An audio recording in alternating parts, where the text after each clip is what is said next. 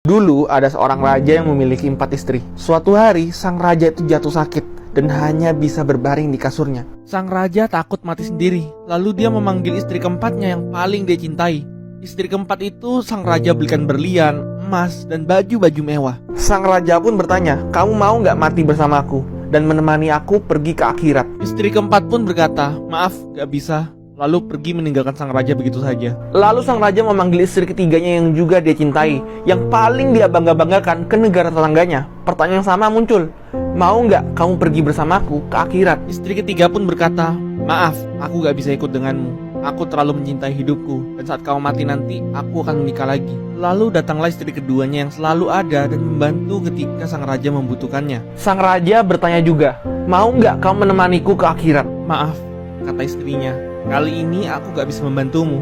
Tapi yang bisa kulakukan adalah mempersiapkan pemakamanmu. Dan aku bakal ada di sana nanti sampai detik-detik akhirmu." Lalu sang raja mendengar sebuah suara yang berkata, "Aku akan mengikutimu kemanapun kau pergi, bahkan akhirat sekalipun." Sang raja menoleh. Ternyata itu adalah istri pertamanya. Istri pertamanya adalah istri yang paling tidak dia urus. Sang raja pun malu, lalu berkata, "Maafkan aku, harusnya aku lebih memperhatikanmu dan merawatmu selagi aku hidup."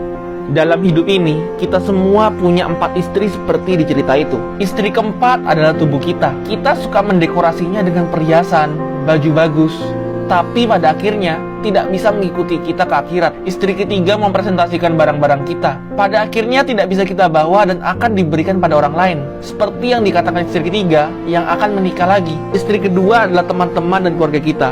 Kita mempercayai mereka. Mereka selalu ada ketika kita membutuhkan mereka. Tapi tempat paling jauh di mana mereka bisa menemani kita adalah di pemakaman kita. Dan istri pertama adalah jiwa kita.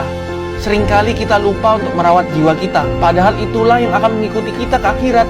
Jaga baik-baik tubuh dan kesehatanmu. Nikmatin barang-barangmu. Hargai waktu dan momen bersama teman dan keluargamu. Tapi jangan pernah lupa untuk merawat jiwamu. Pelihara jiwamu.